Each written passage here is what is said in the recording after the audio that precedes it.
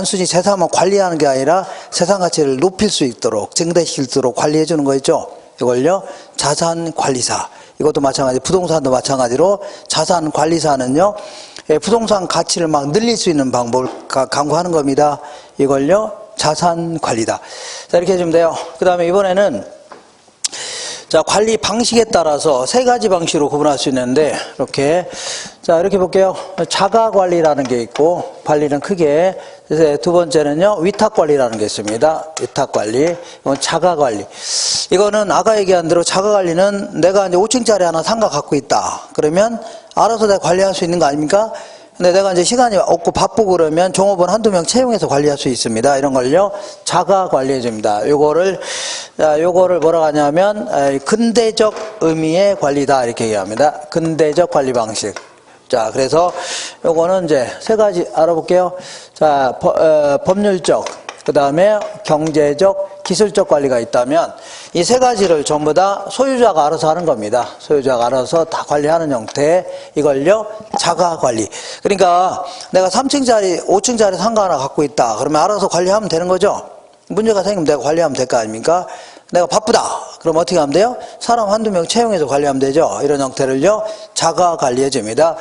그 다음에 위탁 관리를 이제 현대적 의미의 관리다 이렇게 얘기합니다. 현대적 의미의. 아까 얘기한 대로 외국계 사모펀드 이런 게 있잖아요. 얘네들이 대한민국에 와서 자, 그 부동산을 구입할 수 있다고 했잖아요. 근데 얘네들은 구입만 하지 지네들이 관리 같은 거 안 합니다. 관리는 누구한테 맡겨요?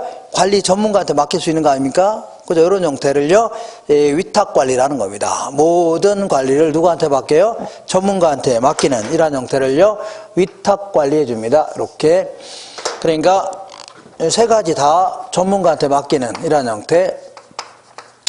형태를요 위탁 관리해 줍니다. 자, 간혹가다 이제 장단점을 물어보기도 하는데, 장단점. 자가 관리의 최대의 장점은 뭐냐면, 자기가 직접 관리하는 거 아닙니까? 그러니까 아무래도 기밀 유지가 양호하다. 이렇게 표현합니다. 기밀 유지가 양호하다. 자기가 직접 관리하는 거죠. 근데 요거는요, 위탁 관리는 자, 아무래도 최대 장점이 뭐냐면, 얘들은 관리 전문가한테 맡기는 거 아닙니까? 맡기는 거. 얘네들은 관리가 프로죠, 프로. 관리하는 게 주업 아닙니까? 그러니까 아주 프로그램을 잘 짜서 자, 이게 효율적으로 관리하려고 할 겁니다. 그러니까 아주 효율적인 관리가 될 가능성이 매우 높습니다. 효율적 관리. 그럼 거꾸로 해볼게요. 거꾸로. 자가 관리의 최대의 단점은 뭐냐면 자기는 관리에 대해서 잘 알아요, 몰라요? 모르죠. 그러니까 적재적소에 인원을 잘 투입 못하는 바람에 오히려요, 더 비용만 더 나갈 수도 있다는 얘기입니다. 그죠? 엉뚱한데 비 나갈 수 있죠? 그럼 거꾸로 한다면 위탁 관리 최대의 단점은 뭐예요? 기밀 유지가 문제가 되는 겁니다. 왜냐하면 법률적 측면까지 다 맡기는 거 아닙니까? 그러니까 어느 날 소유자가 바뀔 수도 있어 없어요? 뭐 있잖아요. 이런 게 문제가 될 수 있다는 얘기입니다. 자, 그리고 요거는 이제 이 자가 관리 같은 경우는 뭐 타성화 현상이다. 이런 게 막 생길 가능성이 높아집니다. 타성화 현상. 타성화가 뭐냐면 자, 맨날 굳어진 습성을 반복하는 거 있잖아요. 자기 직접 관리하니까 설마 사고야 나겠어 하면서 맨날 하는 짓을 반복하는 거 있잖아요. 이걸요 타성화 현상이다. 혹은 영어로 매너리즘에 빠진다 해집니다. 이런 게 문제가 될 수 있는 겁니다. 근데 얘네들 관리 잘못하면 잘리는 거죠. 그러니까 적극적으로 관리하려고 할 겁니다. 자, 그리고 요거는 얘랑 어중간한 형태가 뭐냐면 혼합 관리라는 겁니다. 혼합 관리. 요거는요, 이 과도기적인 관리다. 이렇게 표현합니다. 과도기적인 관리다. 이렇게. 자, 그래서 요거는 우리 아파트 관리 같은 거 생각하시면 돼요. 아파트 관리는 내가 사기당했다. 이거는 아파트 한 채 갖고 있잖아요. 사기당했다. 그러면 소유자가 알아서 해야 되지. 누가 책임집니까? 그잖아요. 그리고 집값 떨어졌다. 이것도 어떻게 해요? 누가 이거 감수해야 돼요? 소유자가 알아서 해야 되지. 집값 떨어진 거 누가 관리해 줍니까? 그러니까 이것도 소유자가 알아서 하는 거고. 다만 우리 창문 열고 나가게 되면, 현관문 열고 나가게 되면 복도도 있고 그 다음에 엘리베이터도 있고 나가면 층계도 있고 놀이터도 있고 노인정도 있고 있잖아요. 그리고 이런 걸 전부 다 이제 관리업체가 들어와서 관리하는 거 아닙니까? 그리고 밤에 도둑은 못 들어오게 이제 경비도 이렇게 쓰고 하는 거죠. 이런 거 전부 다 관리 업체가 알아서 맡겨서 하는 거 아닙니까? 이런 형태. 그러니까 이 기술적 관리만 전문가한테 맡기는 이러한 형태를요, 이거를 혼합 관리해 주는 겁니다. 혼합 관리. 그래서 혼합 관리는 이제 장단점을 물어볼 때, 요거는 아무래도 자, 일부는 내가 하고 일부는 누구한테요? 전문가한테 맡기는 거 아닙니까? 그러다 보니까 이 기술적 측면에 문제가 발생하면 경제적 가치도 떨어질 수도 있는 거죠. 그러니까 누가 잘못했냐 이걸 따질 수도 있다는 얘기입니다. 그러니까 나중에 관리가 잘못되면요, 책임 소재가 뭐 불명확하다 이러한 좀 단점이 있겠네요. 책임 소재가 명확하지 않다는 얘기죠. 네, 요 정도 이렇게 해서 느낌으로 하시면 돼요. 느낌으로. 그 밑에 117페이지에 박스 있어 없어요? 근데 어떤 사람이 이걸 막 암기하고 있는데 그런 거는 전혀 도움이 안 되는 공부입니다. 그렇게 하는 거 아니에요. 아니고 그냥 느낌으로 이게 이런 내용을 정확히 알고 계시면서 그냥 이제 풀이하시면 돼요. 이렇게. 자, 그 다음에 한 장 넘겨보겠습니다. 관리 중에서 그래도 가장 큰 범위를 차지하는 게 뭐 임대차 관리가 그래도 큰 범위를 차지할 수 있다 그런 얘기입니다. 자, 임대차 관리가 그래도 가장 큰 범위를 차지할 수 있는데 이때 거기 보니까 자, 임차자를 선정할 때, 그러니까 임차자를 아무나 선정하는 것보다는 그 부동산 가치를 높일 수 있는 임차자죠. 이거 선정하는 게 좋다는 얘기입니다. 부동산 가치가 오르는 게 좋아요? 떨어진 게 좋아요? 건물 주인 입장에서는 오르는 게 좋죠. 그런데 볼게요. 자, 첫 번째 줄 맨 임차자의 선정이라고 해서 첫 번째 줄 맨 끝에 보니까 주거용 부동산인 경우에는 입주자들과 잘 어울릴 수 있는 연대성 이런 게 중요하다는 얘기입니다. 유대성, 연대성. 그러니까 내가 3층짜리 다가구 주택 하나 갖고 있다. 이럴 경우에는 이렇게 갖고 있는데 여기도 세를 놓고 여기도 세를 놨습니다. 일반인들은 세를 놨고 여기다가는 세를 누가 왔냐면 깍두기를 세를 놨습니다. 누굴 놨다고요? 깍두기 하시나요? 깍두기가 어떻게 생기냐면 이렇게 깍두기를 또 그림을 그려야 되나요? 이렇게 머리를 깎고 다니는 애 있잖아요. 눈도 약간 찢어지고 이렇게. 자, 이런 애를 세를 놨는데 얘들이 자, 낮에는 항상 나가 있을 거 아닙니까? 근데 밤마다 들어와서 칼을 갈고 있습니다. 칼을. 근데 밤에는 칼 가는 소리가 잘 들려요, 안 들려요? 잘 들리죠. 조용할 때 막 쓱쓱 싹싹 쓱쓱 싹싹. 그러면 얘네들이 좀 섬뜩해요, 섬뜩하지 않아요? 섬뜩하죠. 그러니까 자꾸 나가려고 안 나가려고요? 나가면 이제 공실 자꾸 생겨야 좋을 게 있어 없어요? 자꾸 없고 다 뭐 들어오지 않으려고 할 수 있죠. 그러니까 입주자들끼리 잘 어울려서 지낼 수 있냐 이런 게 아주 중요한 겁니다. 뭐 소득 같은 것도 좀 맞고 대화 내용도 좀 비슷하고 좀 친한 사람끼리 이렇게 좀 어떻게 뭐든지 비슷한 사람끼리 몰려 있어야 좋을 거 아닙니까? 안 그런가요? 나가라면 나가요, 안 나가요? 비슷한 사람끼리 있으면 안 나가려고 하죠. 죽으라고 있으려고 할 겁니다. 이런 게 좋다는 얘기입니다. 그 다음에 거기에 두 번째 줄 보시면 쇼핑센터와 같은 외장용 부동산은요, 가능 매상고 이런 게 중요하답니다. 가능 매상고. 자, 내가 3층짜리 상가 하나 딱 갖고 있다. 딱 갖고 있으면 자, 3층에다 이제 근데 여기다가 이제 횟집 하나 새로 놨습니다. 바다 횟집 이렇게 횟집을 새로 놨는데 이것들이 운영을 개판으로 하는 바람에 맨날 파리 날리고 있다는 얘기죠. 그죠? 파리가 날리고 그 수조 같은 경우는 하도 막 장사가 안 되니까 녹슬어 갖고 물고기 죽은 물고기도 튀어나와 있고 막 이러죠. 그러면 자, 특히 이제 횟집 같은 게 을씨년스럽잖아요. 사람도 없고 그러면 그죠? 그러면 이런 데 임대가 잘 돼요, 안 돼요? 잘 안 됩니다. 1층부터 그냥 건물 자체 죽어 있는데 잘 안 들어오려고 합니다.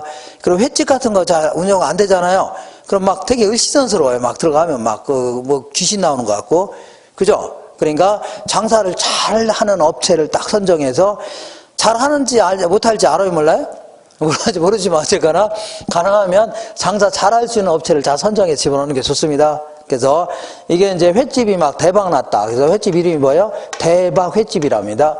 그러면 막 사람들이 빠글빠글 하죠? 빠글빠글 하게 되면 이런데 자연스럽게 임대가 돼요, 안 돼요? 자, 됩니다. 여기는 뭐가 들어와요? 여기는 이제 뭐가 들어오냐면 여기는 이제 호프집이 들어옵니다. 뭐가 들어와요? 호프집. 여기는 뭐가 들어올까요? 뭐가 들어와요? 원래 여기 호프집, 여기는요 노래방 딱 들어올 거 아닙니까? 이게 대한민국의 코스 아닙니까? 코스. 3대 코스. 1차, 2차, 3차. 아닌가요? 1차. 한 방에 끝나는 거 아닙니까? 이렇게 이게 딱 요것만 장사 잘 되면. 근데 이게 장사 안 되면 이런 게 들어와, 안 들어와요? 잘 안 들어오려고 할 거 아닙니까? 뭐하러 들어가면 거기 장사도 안 되는데 들어가 봐야 노래방 텅텅 빌 거 아닙니까? 예, 그러니까 이렇게 이제 장사를 잘하는 업체들을 선정하는 게 매우 중요합니다. 근데 장사를 잘하는 업체를 장사 잘할지 안 할지 보여요, 안 보여요? 뭐 어떻게 보입니까? 그래서 진짜 얘들 이제 소문 들어보고 다른 데서 했던 사람 중에 장사 잘했던 사람들 있죠? 이런 사람 집어넣는 게 아주 좋습니다. 그 다음에 거기 그 공업용 부동산, 사무실이라든가 공업용 같은 경우는요, 적합성, 이런 게 아주 중요합니다. 적합성. 자, 어떤 공장이 딱 있는데, 요 공장이 딱 볼게요. 공장이 내 물건, 내가 생산한 물건을 생산하기에 딱 적합하답니다. 그러니까 용수라든가 아니면 전력 같은 거 끌어들이기 딱 좋고, 주변에 사람도 끌어들이기 딱 좋다는 얘기죠. 주변에 이제 노동자도 딱 채용하기 딱 좋은 위치고, 시장까지 거리라든가 아니면 원료 산지와의 거리 같은 게 딱 적합하다는 얘기죠. 그죠? 그 내부 시설도 내 물건을 생산하기 딱 적합하다. 그러면 나는 그 집주인 나가라면 나가요, 안 나가요? 안 나가려고 할 거 아닙니까? 그죠? 그럼 끝까지 붙어 있으려고 할 겁니다. 그럼 건물주인은 뭐 임대료만 올리려고 하겠죠? 자꾸 임대료 올리는 게 좋잖아요. 건물 주인 입장에서는 가치가 높을수록 좋을 거죠. 그러니까 이 공장에서 생산하기에 딱 적합한 사람 있죠. 이런 사람을 선정해서 집어넣는 게 매우 중요합니다. 이렇게. 그 다음에 그 임대차 유형이라고 있는데, 자, 임대료를 받는 유형은 크게 세 가지가 있습니다. 조임대차, 순임대차, 비율임대차. 조임대차는 그야말로 총임대차. 조를 총이라고 표현을 쓰는 겁니다. 자, 우리 조세 이렇게 얘기하면 모든 조세를 다 합쳐서 조세 이렇게 얘기하는 겁니다. 모든 세목을 합쳐서 조세 이렇게 하듯이 총이라는 뜻입니다. 총. 그러면 이제 임대료를 이렇게 책정하는데, 자, 이렇게 볼게요. 크게는 조임대차라는 게 있고, 얘는요, 순임대차, 얘는요, 비율임대차, 이렇게 세 가지 형태로 구분합니다. 임대료를 책정하는 방식. 자, 요거는 어디 갔어요? 요거는 이제 주거용 부동산에 적합하다 이렇게 얘기합니다. 이거는요 공업용 부동산에 적합하다 이렇게. 자, 그리고 이거는요 매장용 아니면요 뭐 상업용 이런 부동산에 적합한 이런 방식이 자 비율 임대차입니다. 자, 그러면 한 달에 이제 임대료를 책정하려고 하는데 월이면 월 임대료를 어떤 요 부동산에 대해서 임대료를 좀 정하려고 합니다. 임대료 한 달간의 임대료. 이때 자, 이 순임료라는 게 뭐냐면 순수한 임료라는 게 순임료. 요거는 경비를 뺀 거 있죠? 비용 뺀 나머지를요, 순임료 해주는 겁니다. 순임료. 근데 여기다가 자, 각종 경비를 다 포함시키는 겁니다. 뭘 포함시킨다고요? 각종 비용 있죠? 다 포함시키는 겁니다. 이걸요, 조임대차라는 겁니다. 예를 들어서 각종 비용 중에 뭐가 나가냐면 자, 수도요금, 전기요금, 가스 같은 거 있잖아요. 이거를 월세에 포함시키면 돼요, 안 돼요? 안 됩니다. 왜냐하면 이거는 수도요금이나 전기 같은 거는 많이 쓴 사람 많이 내야 되죠. 적게 쓴 사람 어떻게 내요? 적게 내야 될 거 아닙니까? 이거는 임대료는 매월 똑같은 금액을 받는 거 아닙니까? 그러니까 이 임대료 포함시키면 돼야 안 돼요? 안 됩니다. 이런 걸요 필요비 뭐랄까요? 필요비 이렇게 표현합니다. 무슨 비라고요? 그러니까 부가사용료 이렇게도 표현할게요. 무슨 사용료라고요? 부가사용료. 쓰면 쓸수록 더 내는 것들 있죠? 이런 것들은 임대료 포함시키면 돼야 안 돼요? 안 됩니다. 나머지 중에, 자, 매월 나가는 것들 있잖아요. 비슷하게 나가는 것들. 예를 들어서, 자, 부동산 세금이라든가, 이런 것들, 아니면요, 자, 보험료 같은 거, 이런 거 1년 동안에 쪼개서 받는 거 아닙니까? 보험료라든가, 여러 유지 수선비 같은 거, 유지 수선비. 자, 이런 것들은 다 월세에 다 포함시키는 겁니다. 그러니까 아까 얘기한 대로, 자, 이게 부가사용료 이런 거 있죠? 요거 외에는 다 임대료 포함시키는 겁니다. 이걸요, 조임대차라는 겁니다. 그러니까 내가 이제 아파트 월세 살고 있을 때 월세 내는 거 있잖아요. 이거 알게 모르게 다 포함되는 겁니다. 알게 모르게. 다만, 수도요금, 전기요금, 가스비 이런 거 있죠? 요것만 쓴 대로 이제 내는 겁니다. 관리비 형태로 되는 거 아닙니까? 그런 것만 따로 이렇게 별도로 이제 고지하고 이런 형태입니다. 이런 형태를요, 조임대차 해줍니다. 조임대차. 자, 그 다음에 순임대차는요, 이렇게 공업용 부동산, 공장 이런 데 적합한데, 매월 순임료만 일단 포함시킵니다. 순수한 임료만 포함시키고, 나머지 각종 세금이라든가, 보험료라든가, 유지관리비, 유지수선비 같은 거 있죠? 이런 것들은 이 임대하는 과정에서 당사자 간의 협정에 의해서 정하는 겁니다. 협상.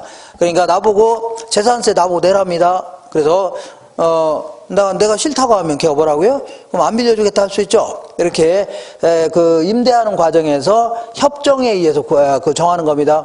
나보고 자 뭐래요? 보험료 내랍니다. 난 다른 보험 들었는데요. 그러면 걔가 뭐라고요? 그럼 안 빌려주겠다 할 수 있죠. 아니면 너 유지 수선비 같은 거 내라. 그러면 내가 나중에 끝나면 다 어떻게 해줘요? 원상복귀 해주겠다. 이렇게 할 수 있죠. 그럼 안 돼도 되겠네. 이렇게 해서 임대하는 과정에서 협상에 의해서 정하는 걸 뭐라고요? 순임대차 해주는 겁니다. 이해가 되겠나요? 이렇게. 그 다음에 이제 비율임대차는 어떤 이제 홈플러스에 새 들어있는 맥도날드가 있다고 치자. 뭔 도날드라고요? 맥도날드가 장사가 이제 아주 잘 된다고 치자. 그럼 장사가 잘 되는 이유는 햄버거가 맛있으면 잘 돼야 안 돼요? 잘 될 수 있지만 워낙이 그냥 홈플러스가 아침부터 사람이 미어 터지는 겁니다. 빠글빠글해요. 그러면 햄버거도 잘 팔려 안 팔려? 잘 팔릴 거 아닙니까? 그러니까 얘는 이렇게 하는 겁니다. 월이면 월 임대료 이렇게 책정하는 겁니다. 예를 들어 기본 임대료에다가 그러니까 니네들 한 2천만 원 우선 내라. 너무 많나요? 1,000만 원 일단 무조건 내라는 얘기죠. 그런 다음에 플러스 니네들 매달 매출액이 있다면 매출액에 대해서 한 30%는 우리한테 달라고 할 수 있죠. 이렇게 할 수 있는 거 아닙니까? 이렇게 하는 걸요 비율 임대차라는 겁니다. 그러니까 장사가 잘 되면 이 임대료 많이 내야 되죠. 장사가 잘 안 되면요 좀 덜 내도 되겠네요. 이렇게 하는 걸요 비율 임대차 이렇게 얘기합니다. 할 수 있나요? 그렇게 하시면 되고, 그 다음에 그 밑에 대상부동산의 유지다에서 그 3번입니다. 다른 거 할 필요 없어요. 3번의 유지는 유지활동을 다른 말로 그 옆에 써놓으세요. 기술적 관리를 얘기합니다. 무슨 관리라고요? 기술적 관리. 기술적 관리를 다른 형태로 얘기할 수 있는데, 먼저 일상적 유지활동이라는 것은 매일매일 하는 것들 아닙니까? 이걸요 일상적 유지활동이다. 그러니까 첫 번째 줄 중간에 청소나 소독 이런 것들은 매일매일 해요 안 해요? 거의 매일매일 하죠. 아줌마들이 계속 하잖아요. 이런 걸요 일상적 유지활동. 그 다음에 예방적 유지활동은요 한마디로 얘기하면 소 잃기 전에 뭘 고친다고 아까 했죠? 소 잃기 전에 뭘 고쳐요? 외환감 고치는 거를요 예방적 유지활동이라는 겁니다. 그러니까 두 번째 줄 맨 끝에 보니까 사전적 유지활동을 얘기합니다. 사전적 유지활동. 그 다음에 그 밑에 대응적 유지활동은요 한마디로 얘기하면요 소 잃고 난 다음에 외환감 고치는 걸 얘기합니다. 소 잃고 난 다음에 부랴부랴 그때서 고치겠다는 얘기죠. 요걸요 대응적 유지활동이라는 겁니다. 그 첫 번째 질문의 끝에 보니까 사후적 유지활동을 얘기합니다. 사후. 소 잃고 난 다음에 외환감 고치는 걸 뭐라고요? 사후적 유지활동 이렇게 얘기합니다. 자 이렇게 해서 요 정도 이제 정리하시면 돼요. 이렇게 나중에 이제 정리하시면 됩니다. 또 오늘은 이렇게. 자, 그 마지막으로 이제 마케팅론이라고 할게요. 119페이지에 보시면 마케팅 있어 없어요? 여기서도 내용도 많지 않은데 꼭 한 문제를 물어봅니다. 한 문제. 자, 마케팅이라는 것은 판매보다 훨씬 더 넓은 개념입니다. 판매도 어떤 기업 입장에서 이윤의 극대화를 추구하고자 하는 기업 입장에서 어떤 총체적인 경영 활동이 있죠. 총체적인 영업 활동 이걸 싸잡아서 마케팅이라는 겁니다. 그러니까 자 거기에 이상한 의의를 적어놨는데 그거 무시해도 돼요. 무시하시고 여기서 꼭 한 문제를 물어봅니다. 한 문제를 물어보는데 자 다만 참고로 거기 마케팅 환경 있어 없어요? 있는데 요거는 거시적 환경과 미시적 환경 구분하죠. 미시적 환경은 그야말로 마케팅과 관련돼서 직접 부딪히는 집단 생각하시면 돼요. 부딪히는 집단. 일단은 경쟁업자를 눌러야 돼, 안 눌러야 돼요? 눌러야 될 거 아닙니까? 그 다음에 일반 공중을 대상으로 마케팅하는 거죠. 그리고 정부 입장에서는 각종 세금도 걷어가고 규제 같은 거 해요, 안 해요? 하죠. 이런 거를요, 미시적 환경이라는 겁니다. 그리고 나머지는요, 왼쪽에 거시적 환경은 어쩐지 딱 듣는 순간 피부에 와닿지 않는 환경들 있죠. 두루뭉실한 환경 있잖아요. 그러니까 보니까 자연, 사회, 문화, 정치, 행정, 경제, 기술, 어쩐지 딱딱 손에 잡히지 않는 환경들 있죠. 이런 것들을요, 거시적 환경이라는 겁니다. 한 장 넘겨볼게요. 넘겨보시면 우리 시험에서 거의 한 문제 물어볼 때 이걸 물어봅니다. 120페이지에 부동산 마케팅 전략의 세 가지 차원이 있는데 요거 물어봅니다. 요거 이제 한번 정리해 볼게요. 부동산 마케팅, 이걸 전략이라는 겁니다. 마케팅, 부동산 마케팅 전략, 이렇게 한 세 가지 형태로 한번 알아볼게요. 이렇게. 자, 여기에는 크게 몇 가지가 있냐면 세 가지가 있습니다. 맨 먼저요, 시장 점유 마케팅 전략이다. 이렇게. 그 다음에 얘는요, 고객 점유 마케팅 전략. 고객 점유 마케팅 전략. 요거는요, 뭐 관계 마케팅 전략. 이렇게 세 가지 형태로 전략을 구사할 수 있다. 세 가지 측면에서 전략을 구사할 수 있다는 얘기죠. 이걸요, 마케팅의 세 가지 차원이다 해줍니다. 자, 이때 이 시장 점유 마케팅 전략은요, 공급자를 중심으로 하는 마케팅 전략이다 해줍니다. 공급자. 기업들마다 뭐가 있어요? 마케팅 부서가 있겠죠. 얘네들끼리 이제 예를 들어 대림 산업이 있다. 예를 들어 대림 아파트를 짓는 회사가 있을 거 아닙니까?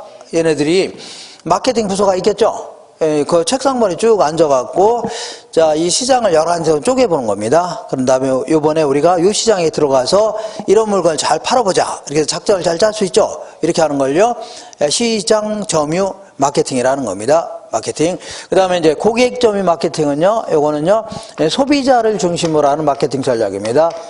소비자들의 어떤 구매 의사결정 과정 있죠. 이런 걸 중심으로 해서 전략을 구사하는 이러한 형태를요, 이거를 고객 점유 마케팅이라는 겁니다.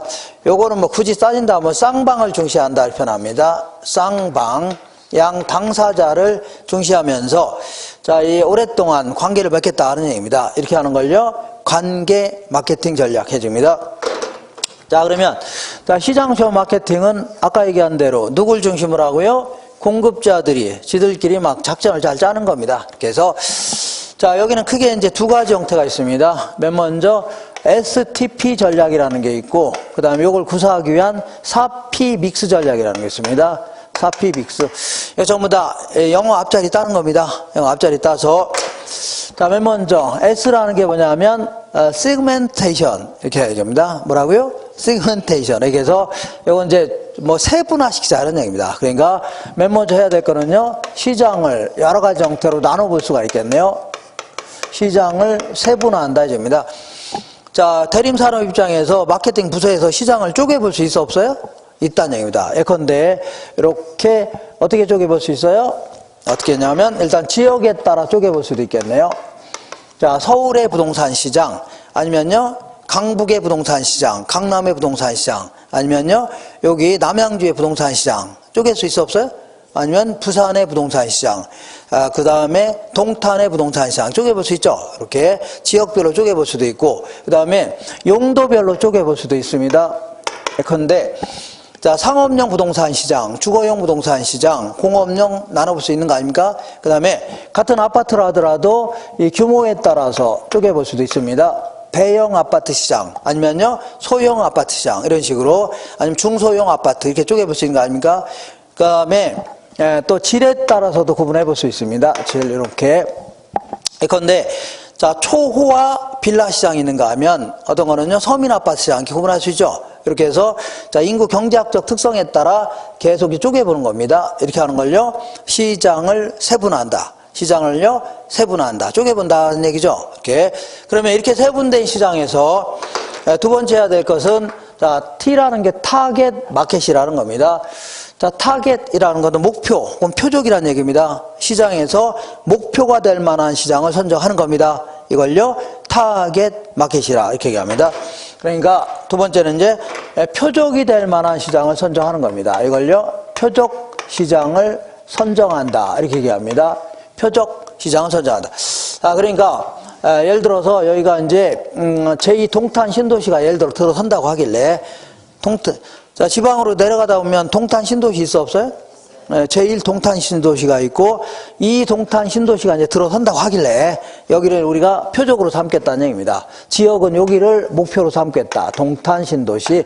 그다음에 규모는요, 용도는요, 당연히 아파트 시장으로 들어가겠다는 얘기죠. 그리고 규모는요, 50평대 아파트, 대형 아파트로 들어가겠다. 그리고 자, 질은요, 초호화판으로 해서 들어가겠다는 얘기죠. 이렇게 해서 자, 이 그 목표가 될 만한 시장을 선정하는 겁니다. 이걸요, 표적 시장을 선정한다. 뭘 선정한다고요? 표적 시장 선정한다. 그런 다음에 세 번째 해야 될 것은, 그러면 이 시장을 표적으로 한 다른 경쟁 업체도 있을까 없을까요? 삼성도, 현대도 여기 와서 아파트 지으려고 할 거 아닙니까? 그러면 남들하고 똑같이 아파트 짓게 되면 큰 돈 벌 수 있어 없어요? 없다. 예를 들어 여기 와서 내가 미장원을 하려고 하는데 미장원을 남들하고 똑같이 하면 큰 돈 벌 수 있어 없어요? 없다는 얘기입니다. 남들과는 차이를 줘야 돼, 안 줘야 돼요? 줘야 될 거 아닙니까? 예를 들어서 파마를 한번 딱 하게 되면 30년 동안 안 풀어지게 한다든가 이렇게, 그죠? 그리고 하도 파마하게 되면 누워 있어야 될 거 아닙니까? 거기에 뭐 헬멧 같은 거 쓰고, 그죠? 그래서 한번 거기 하면 너무 편해갖고 3일 동안 안 일어나게 한다든가 이렇게 해서 뭔가 남들하고 차이를 줘야 돼, 안 줘야 돼? 줘야 될 거 아닙니까? 그래서 이거를요, 여기 이제 다른 경쟁업체가 많이 들어와서 아파트 지으려고 하는데 남들하고 똑같이 하면 돼요, 안 돼요? 안 됩니다. 그러니까 남들과는 이제 차이를 줬다. 이걸 포지셔닝 전략이다. 차별화 전략이라는 겁니다. 남들과는 어떤 위치를 점할 것인가, 어떤 물리적 위치를 얘기하는 게 아니라 남들과 뭔가 차이를 주겠다 하는 얘기입니다. 이걸요, 차별화 전략이다 줍니다. 차별화 전략, 포지셔닝 전략이다. 자, 그러면 이 차별화 전략의 구체적인 전략 중에 하나가 4P 믹스 전략입니다. 이것도 전부 다 앞자리 P를 따서, 앞자리 P 딴 거예요. 이렇게. 맨 먼저 이제 앞자리 P 따서 플레이스 전략이다. 자, 앞자리 P를 딴 겁니다. 이거는요, 유통 경로 전략이다. 이렇게 얘기합니다. 자, 우리가 물건을 만들어서 이제 팔아야 되는데 어떤 경로를 통해서 팔을 건가? 예를 들어서 중개사를 통해서 팔을 건가? 아니면 분양 대행사를 통해서 팔을 건가? 여러 가지 유통 경로가 있을 겁니다. 그죠? 근데 이 부동산 학에서는 부동산은 꼼짝 해요, 안 해요? 꼼짝 안 하죠? 우리 맥주 같은 경우는 다양한 유통 경로가 있을 텐데 이 부동산은 꼼짝 못 하는 바람에 결국 잘 볼게요. 잘 꼼짝 못 하는 바람에 자, 예를 들어 안산에 내가 아파트 있다. 그러면 거기 있는 아파트를 내가 직접 보고 거래해야 되죠? 어떤 위치에 있는지, 어떻게 생긴지 다 보고 거래해야 될 거 아닙니까? 다 틀리기 때문에. 그죠? 그리고, 다 다르니까 직접 보고서 거기까지 가서 또 확인도 하고 거래해야 되는 겁니다. 결과적으로. 그렇기 때문에 매도자와 매수자가 직접 만나서 거래가 될 수밖에 없어요. 결과적으로. 그렇잖아요? 다 다른 거. 1층 다르고 10층 다르죠? 앞집 다르고 집도 다른 거 아닙니까? 그냥 하나하나 다 보고서 거래해야 되죠? 그리고 직접 가서 또 거래해야 되죠? 그러니까 직거래가 될 수밖에 없습니다. 그래서 이 부분을 부동산 학자들은 요거를요, 입지 선정 전략이다. 이렇게 얘기합니다. 결국은 특정 입지를 선정했으면 거기서 거래가 될 거 아닙니까? 그래서 입지 선정 전략이다. 이렇게도 얘기합니다. 그러니까 우리는 여기가 제2동탄 신도시 여기 이렇게 통과한다고 하길래 3번 출구에서 내려서 도보로 한 15분 정도 거리. 도보로 몇 분이라고요? 15분.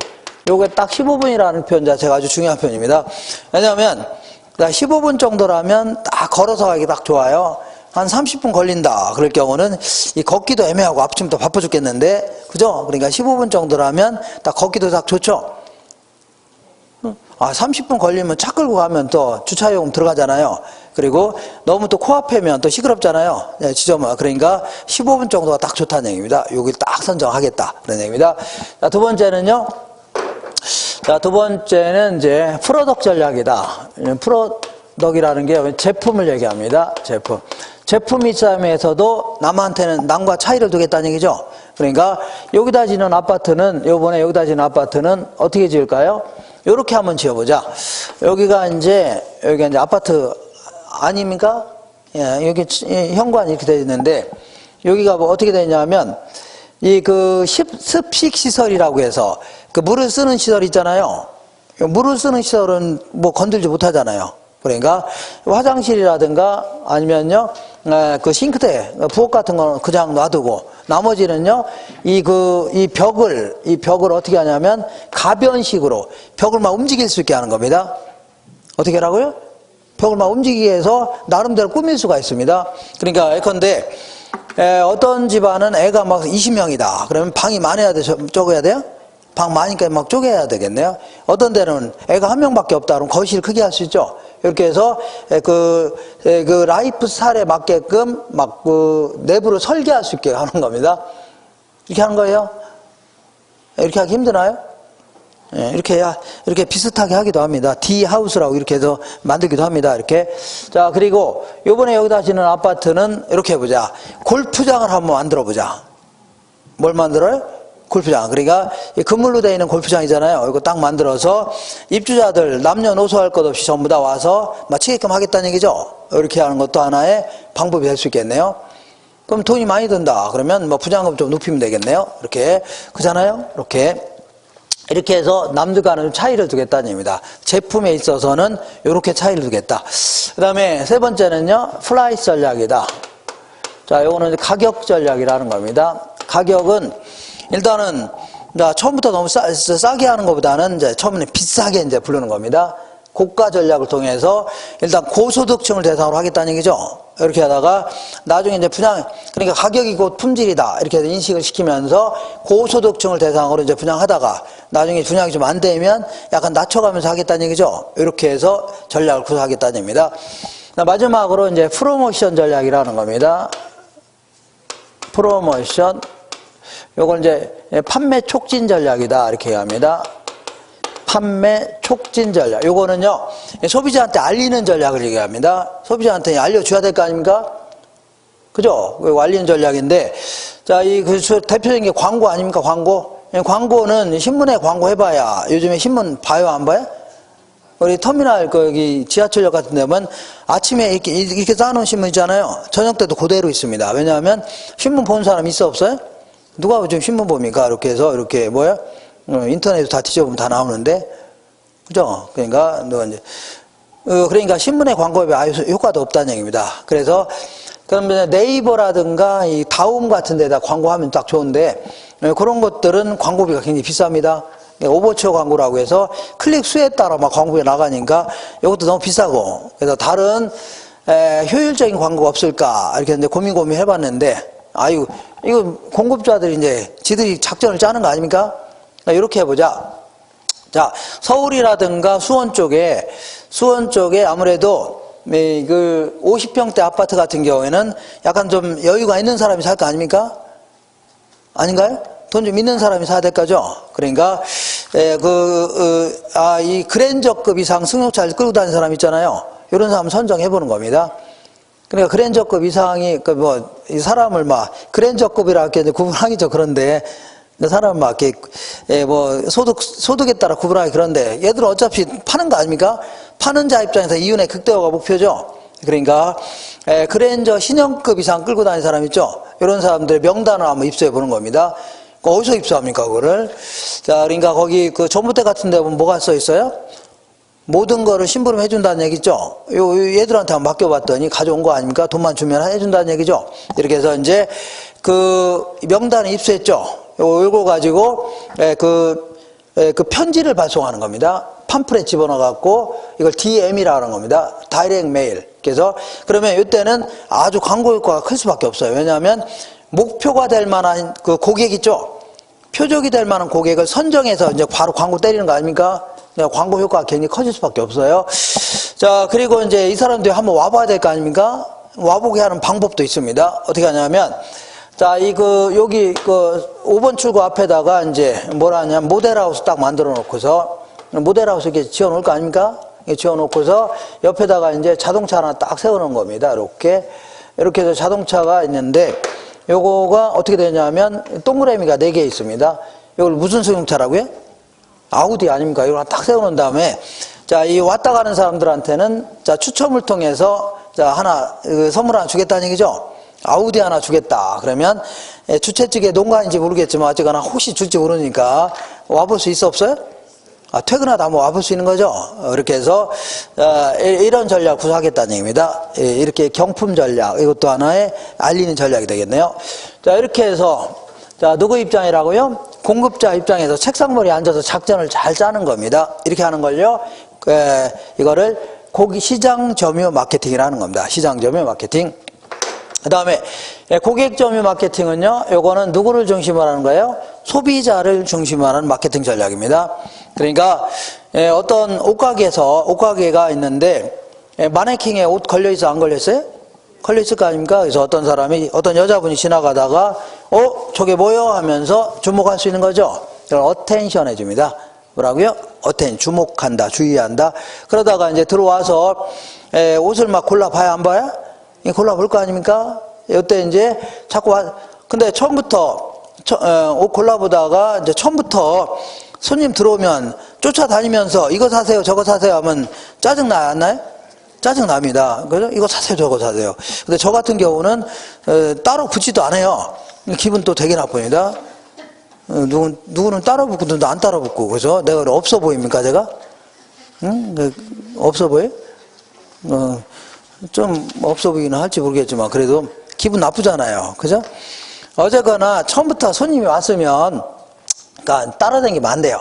안 되고 그냥 요 브라우스는 이쪽에 있습니다. 아니면요 이쪽에는 롱 패딩 코트 이런 게 있습니다. 저쪽에는 밍크 코트 저쪽에 있습니다. 이렇게 해서 위치만 알려주고 자기 쏙 빠져 있어야 돼요. 그죠? 그러면 이 여자가 이제 왔다 갔다 하면서 옷 골라볼 거 아닙니까? 근데 특정 옷에 가서 계속 만지작거리는 겁니다. 만짝만짝거리고 막 대보기도 하고 막 이러잖아요. 그러면 그 옷에 흥미가 있다는 얘기 없다는 얘기야? 흥미가 있다는 얘기입니다. 이렇게. 그 다음에 이제 단계가 흥미를 느끼는 단계입니다. 그죠? 그러다가 이제, 그때 이제 그때서부터 이제 흥미를 느끼고 있죠? 그때 가서 이제 살짝 접근하는 겁니다. 살짝 접근해서, 이 옷에 대한 가장 셀링 포인트, 이래서 가장 특색이 되는 그 내용을 설명해 줘야 돼요. 요거는 미제 원단입니다. 무슨 원단이라고요? 미제 원단. 그리고 요거는,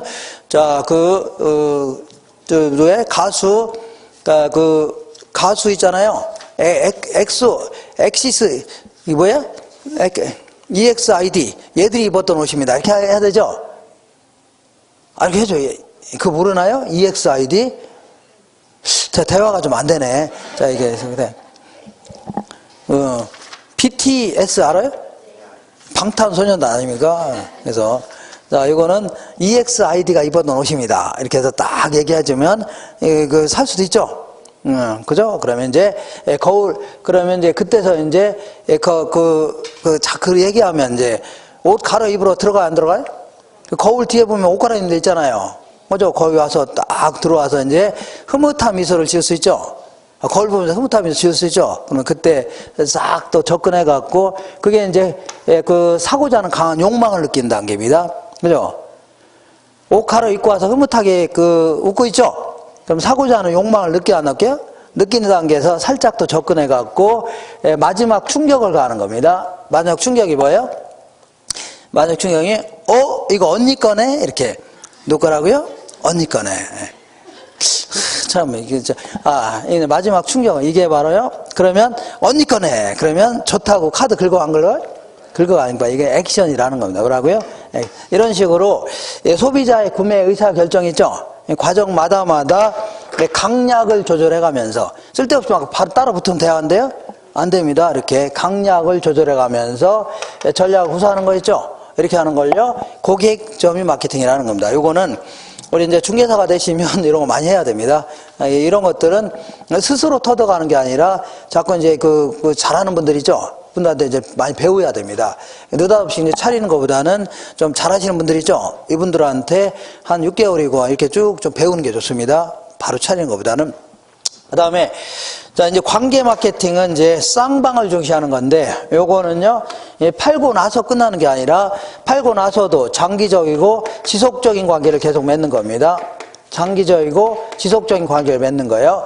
자, 그러면 이제 브랜드의 가치가 올라간다. 이렇게 표현합니다. 뭐가 올라간다고요?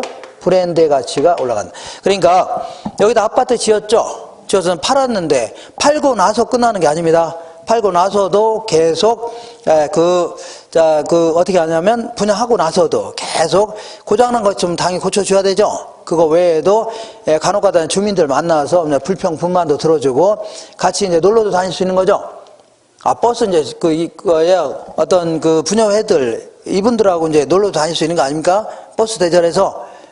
가끔 이제 그 공터에서 영화도 좀 촬영도 해주고, 영화 이렇게 찍어서 이렇게 보라고 할 수도 있는 거 아닙니까? 그죠? 이렇게 계속 관심을 갖는 겁니다. 그죠? 그러면 얘네들이 속으로 어떻게 생각해요? 얘들은 팔고 나서도 끝나는 게 아니라 팔고 나서도 계속 관심을 가져주네? 이렇게 생각할 거 아닙니까? 그러면 이제 나중에 여기 이제 세교 지역이라고 있습니다. 여기다 이제 이 편한 세상 아파트를 짓잖아요. 그럼 얘들이 좋은 얘기 해줘? 안 좋은 얘기 해줘요? 좋은 얘기 해줄 거 아닙니까? 자연스럽게 이제 광고가 되는 겁니다. 자연스럽게.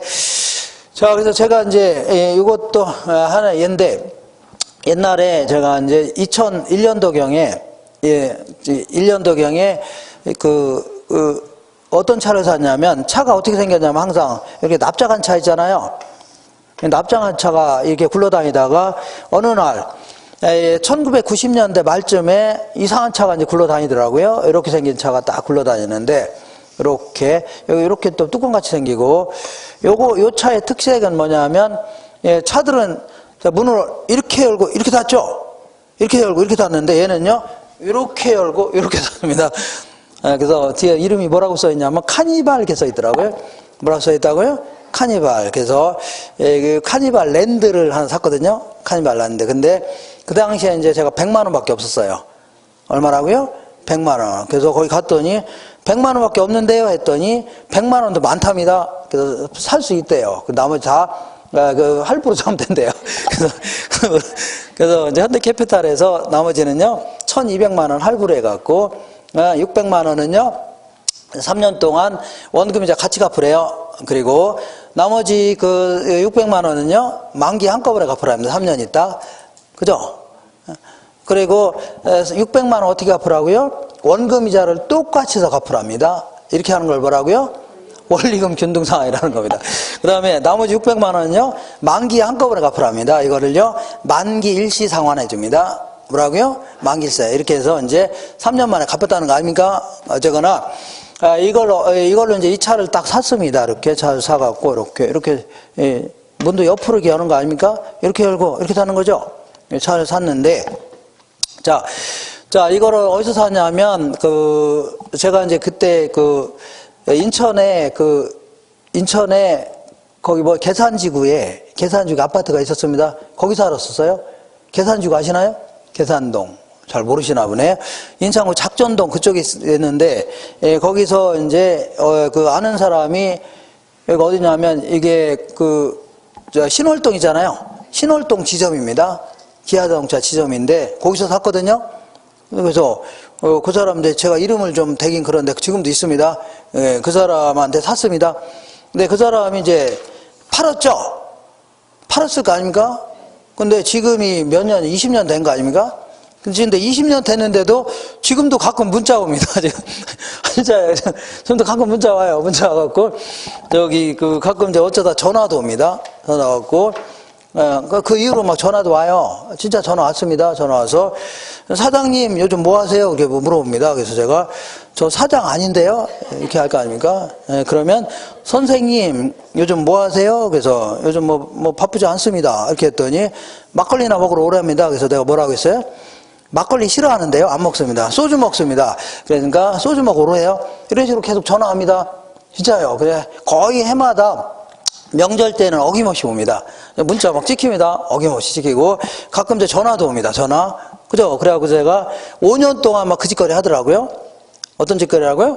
5년 동안. 그래서 제가 처남이 그때 차 한 대 산다길래 여기 내가 소개시켜준 거 아닙니까? 여기? 진짜요? 그래서 소개시켜주고 그리고 그 이후에 제가 차를 바꿀 때가 돼서 거기 가서 또 바꾸고 그랬습니다. 그래갖고서 요 할부 다 끝나면 이제 다른 거 이제 바꿔야 될 거 아닙니까? 나중에 이제 할부로 또 바꿔야 될 거 아니에요? 할부로. 50만 원 가지고. 자, 그렇게 해서 이렇게 하는 걸요, 이거 관계 마케팅을 하는 겁니다. 뭐라고요? 이거 팔고 나서 끝나는 게 아니라 팔고 나서도 계속 관계를 맺는 겁니다. 그죠? 그러면 자연스럽게 자연스럽게 뭐 이렇게 살 거 아닙니까? 이렇게 하는 겁니다. 제가 이제 한 10년 전에, 자, 10년 전에 아파트 이게 저희 대출기구사 샀거든요. 그거 이제 그 중개사님이 이제 아주 그 중개할 때 계약서 쓰고 할 때는 되게 친절하더라고요. 되게 친절해요. 그 지금도 그 동네에 이제 살고 있는데 가끔 가다 이제 어쩌다 이제 저희 엘리베이터에서 만나기도 합니다. 어쩌다 이렇게 볼 거 아닙니까? 왔다 갔다 하다 보니까. 근데 그 중개사님은 그 저를 보면은 쌩까입니다. 뭐가라고요? 쌩까. 아는 척도 안 합니다. 그럼 대화인데요? 아니면 계속 이제 그 오랫동안 거기서 하려면 아는 척도 해야 되고 지나가면 이제 불러갖고 커피도 한 잔 타주고 이렇게 해야 될 거 아닙니까? 그래서 계속 관계를 맺는 겁니다. 그죠? 그러면 그 중개업소의 브랜드 가치가 올라가는 거 아닙니까? 그럼 나중에 누가 이제 누구를 거기를 소개시켜 주지 뭐 다른 데 소개시켜 줍니까? 안 그런가요? 아니면 말고 그냥 어쨌거나 이렇게 하는 걸요. 관계 마케팅이다. 알겠죠? 그래서 이것도 중개사가 해야 될 아주 중요한 어떤 그 일 중에 하나입니다. 작업 중에 하나예요. 그래서 특히 이런 것들은 이제 공인 중개사가 해야 될 일이고, 이거는 뭐 우리가 하긴 좀 그렇고, 저거는 자, 그 대형 건설업체 같은 데 있죠? 이런 데 좀 해야 되고, 이렇게 해서 세 가지 차원에서 이제 마케팅 전략을 구사해 볼 수 있다는 얘기죠. 이렇게. 자, 이렇게 하고 다음 주에는 제가 그 감정평가로 있잖아요. 요거를 거의 반 정도로 할 겁니다. 왜냐하면 1, 2월 달에 제가 곧바로 3방식이라는 걸 할 겁니다. 그러니까 다음 주에 이걸 할 거니까 이거 빠지지 말고 나오세요. 요거는 앞부분은 내가 1, 2월 달에 안 할 겁니다. 그냥 다음 주에 그냥 할 거예요. 다음 주에 할 겁니다. 그러니까 그런 줄 아세요? 오늘 요 정도 하고 얼른 들어가 쉬시고 다음 주에 오늘 가장 재밌던 얘기는 그래도 뭐니 해도 3일 빌딩 이 가장 히트였던 거 아닙니까? 아닌가요? 재미없어 이거?